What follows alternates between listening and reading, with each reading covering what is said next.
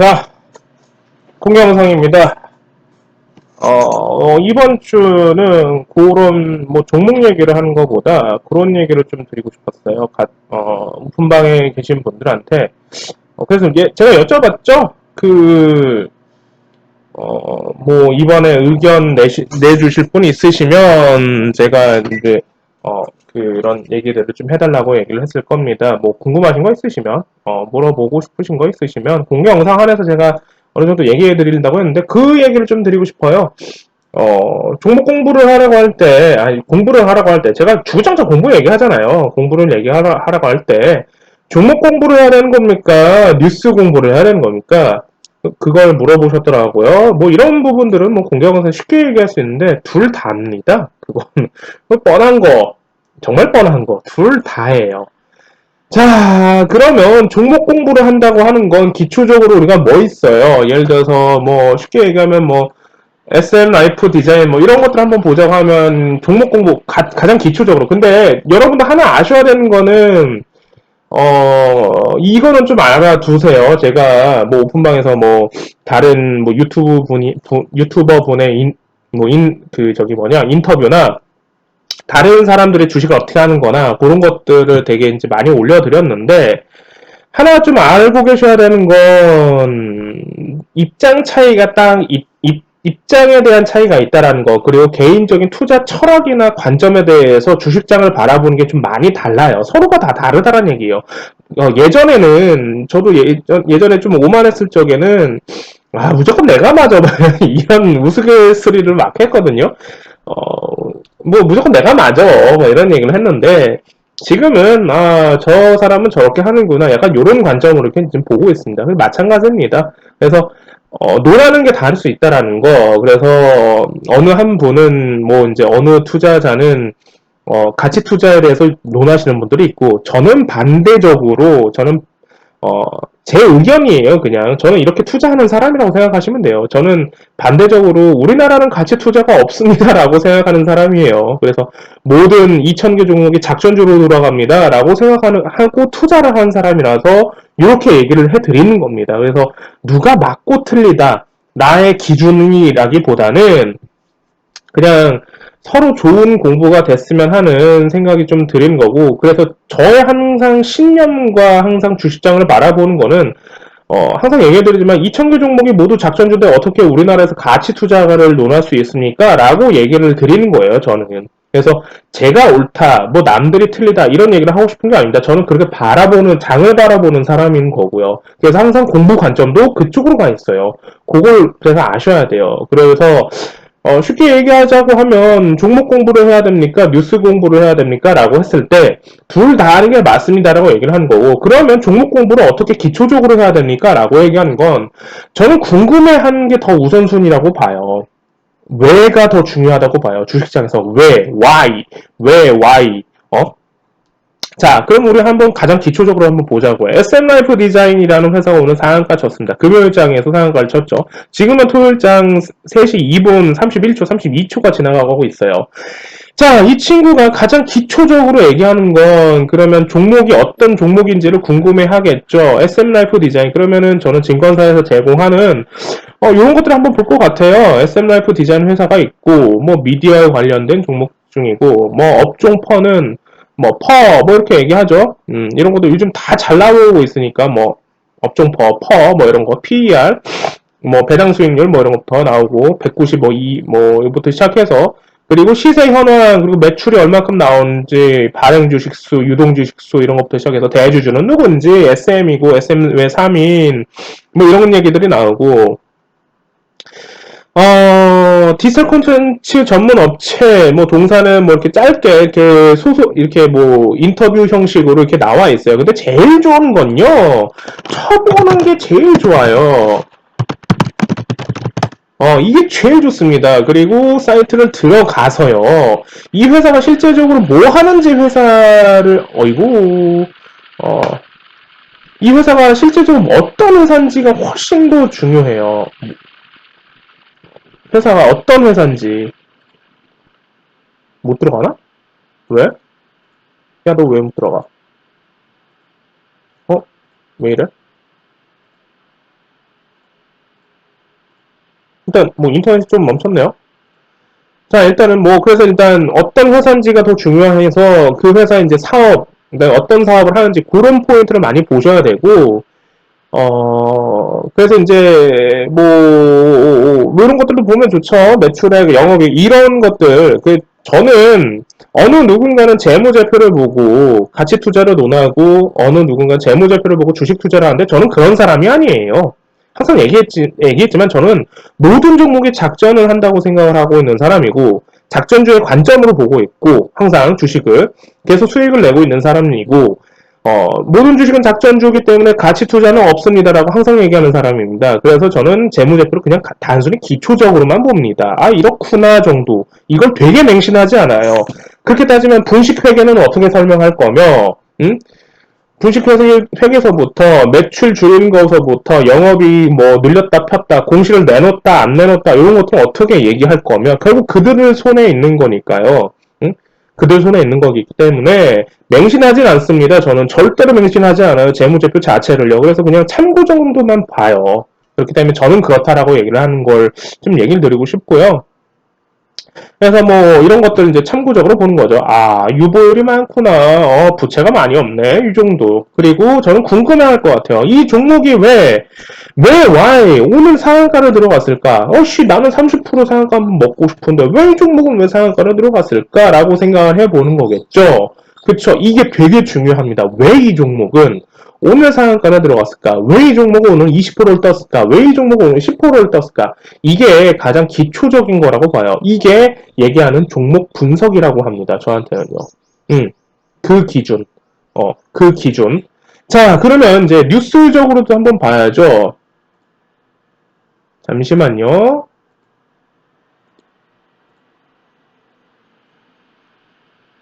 라이프 디자인 뭐 한번 찾아보세요. 그러면 이제 뉴스를 공부하는 건 어떻게 공부하는 겁니까? 라고 보면 이런 것들을 좀 얘기해 드릴게요. 저는 개인적으로 뉴스를 어디서 보냐면 네이버의 뉴스 스탠드를 봅니다. 그래서 여기에서 나오는 주요 언론사의 뉴스, 여기 보시면 52페이지까지 있죠? 52개의 신문사들을 다 봅니다. 어, 이거 어떻게 다 봐요? 이렇게 얘기하면은 뭐, 그냥 제가 항상 얘기하죠. 적금 드세요. 정말 냉정하게 그냥 적금 드세요. 왜 굳이 주식장에 와서 돈을, 잃어버릴 생각을 하고 돈을 벌써, 뭐, 돈을 벌써 지금, 그, 수익을 빡세게 지금 공부해도 수익을 낼까 말까인데, 왜 굳이, 뭐, 이런 거 어떻게 봐? 이렇게 얘기하시면, 그냥 마음 편하게 적금 드시라고 항상 얘기를 드리는 거고, 스포츠는 잘 안 보고요. 뭐, 근데 다 봐요. 근데 이런 것들 중에서 이제, 그, 헤드라인 뉴스, 그리고 정치 정책, 그리고 어떤 일이 있었는지, 우리나라에 어떤 일이 있었는지, 세계적으로 어떤 일이 있었는지, 그런 뉴스들을 보고, 이제 주식장에 응용하는 법들을 이제 생각해 보는 거죠. 자, 여기서는 헤러드 경제에서 최선이 미국과 마주 앉을 필요 없다. 북미 정상회담선 일축. 그럼 바로 뭐가 생각나야 되나요? 방산주가 생각나야 되죠. 그쵸. 그런 생각들도 해야 될 거고.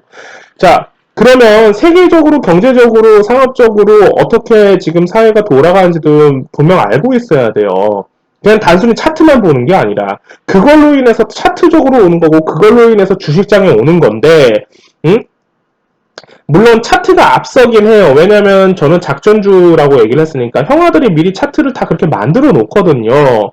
그렇기 때문에 차트가 먼저 앞서긴 하지만 뉴스보다 앞서긴 하지만 그래도 적어도 어느 정도 돌아가는 흐름을 알아야 우리가 이런 것들을 따라갈 수가 있어요. 그래서 이런 것들을 뉴스를 보고 차트에서 응용하는 법들도 알고 있어야 됩니다. 홍준표, 트럼프 충동적으로 모험할 수도 대북 선제 타격 가능성 거론. 그럼 뭐가 생각나요? 그럼 저 같으면 빅텍을 바로 볼 거예요. 아, 방산주 빅텍이 어떻게 흘러나야 될 것 같지? 개인적으로 저는 빅텍이 4,000원까지 한번 내려야 된다고 생각을 하는데 이번에 여기에서 어느 정도 칠지 안 칠지 그 포인트를 일단 보는 겁니다. 바로 그러면 빅텍은 여기서 조정을 받고 나서 여기에서 차트적으로는 얼마만큼 일단 이 친구도 가져야 됩니다. 다시 한번 가져야 되는데 타이밍이 언제쯤 가주느냐 그걸 우리가 언제 잡느냐에 대한 공부를 해야 되겠죠.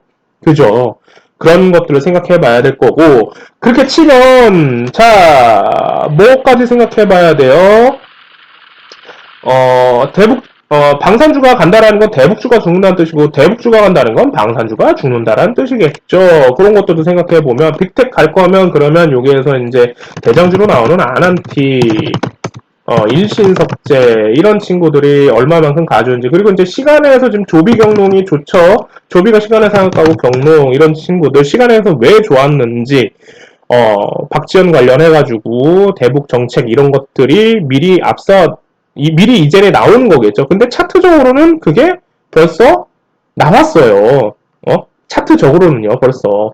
이제 그런 것들은 이제 공부하셔야 돼요. 그렇기 때문에 두 개 다 연이어서 공부해야 된다라는 거. 그렇게 생각하시면 기초적으로는 이 종목, 경농이란 종목이 어떤 종목인지 알아야 되고, 어떤 회사인지도 알아야 되고, 뭘 담당하는지 회사도 알아야 되고, 어떤 테마인지도 알아야 됩니다. 어떤 테마에 소속되는지 알아야 되고, 그리고 저는 항상 2,000개 종목이 작전주라고 생각하는 사람이라서 주식은 항상 테마주로 간다고 생각하는 사람이에요. 100% 테마주로 간다고 생각하는 사람입니다. 이건 되게 강조할게요, 제가.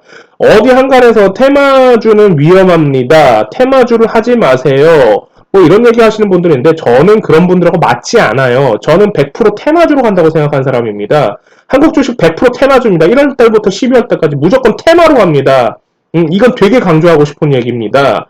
테마주가 위험하다는 소리 반대로 생각해보면 그분은 주식을 모른다라고 얘기할 수도 있어요. 저는요. 쉽게 얘기하면요. 뭐 되게 거만하고 오만한 소리일 수도 있겠지만 어떻게 들으실지 모르겠지만 저는 그렇게 생각하는 사람이기 때문에 그런 얘기를 할 수 있는 거예요. 그래서 뭐 저랑 얘기가 다르신 분들은 그냥 본인 그대로 주식하시면 돼요. 저는 그렇게 얘기하고 싶은 거니까.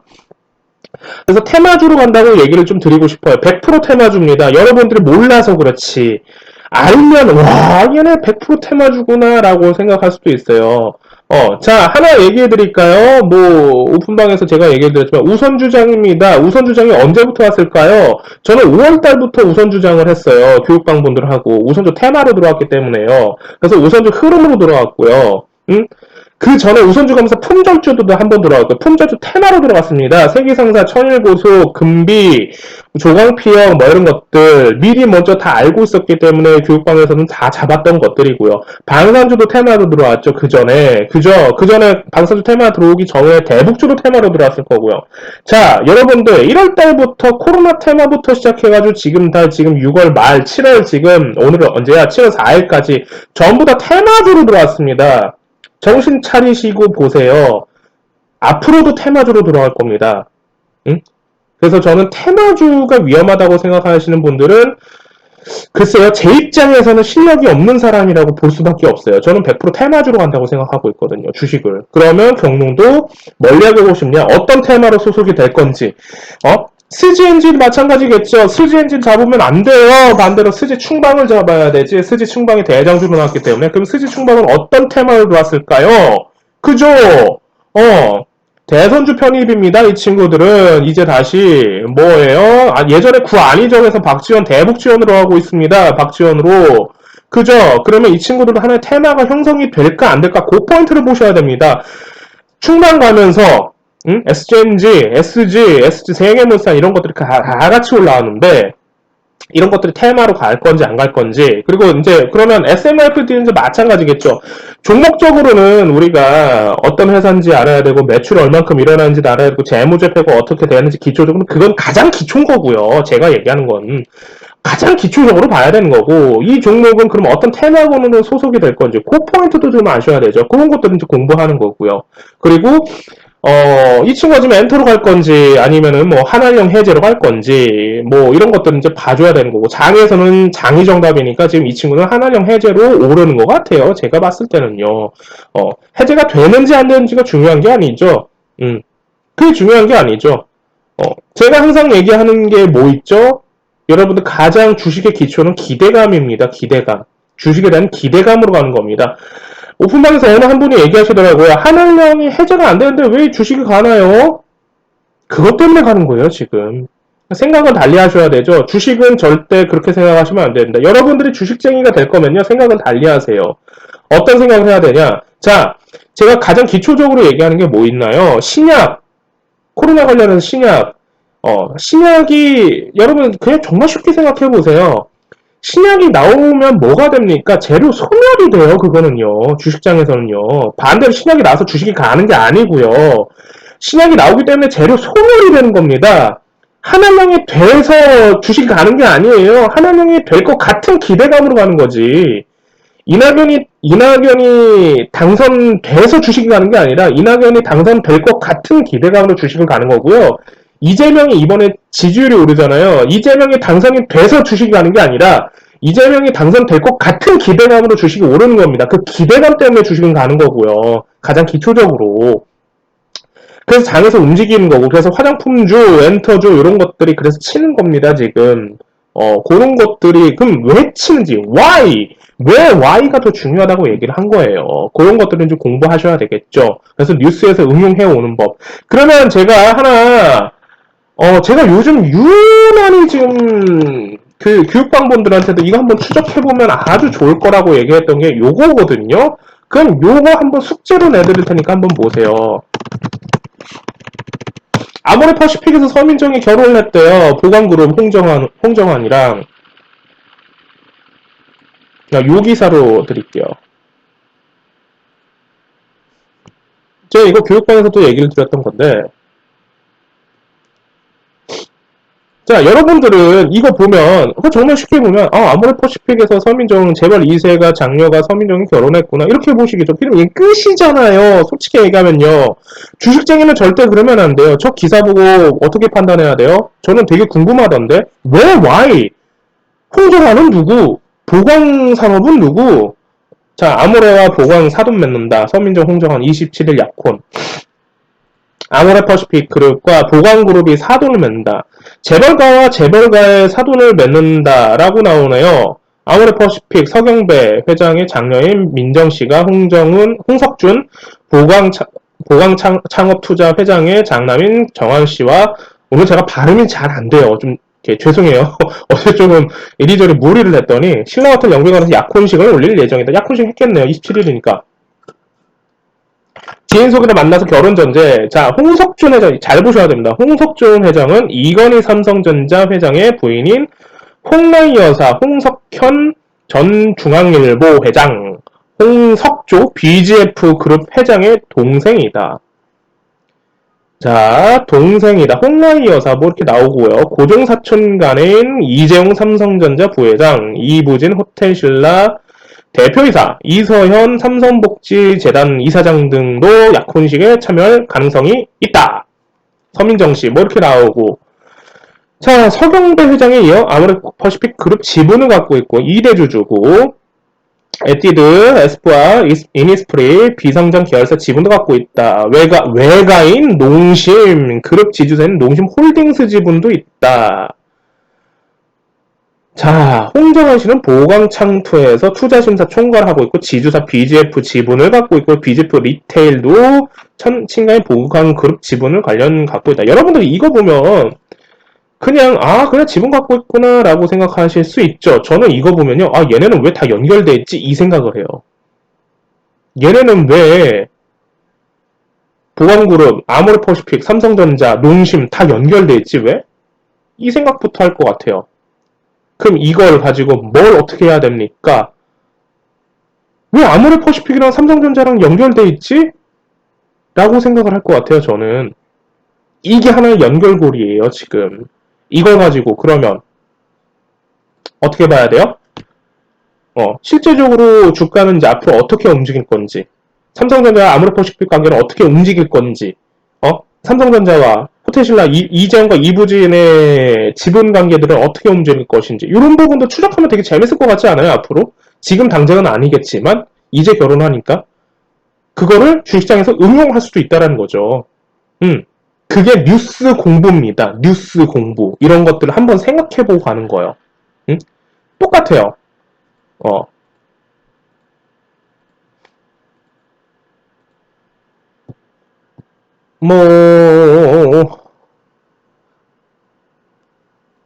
또 얘기를 좀 드리자면, 북미 회담설 얘기 나오고, 그러면 원인불명 우한 폐렴 최초 보고 중국 당국가 아니었다.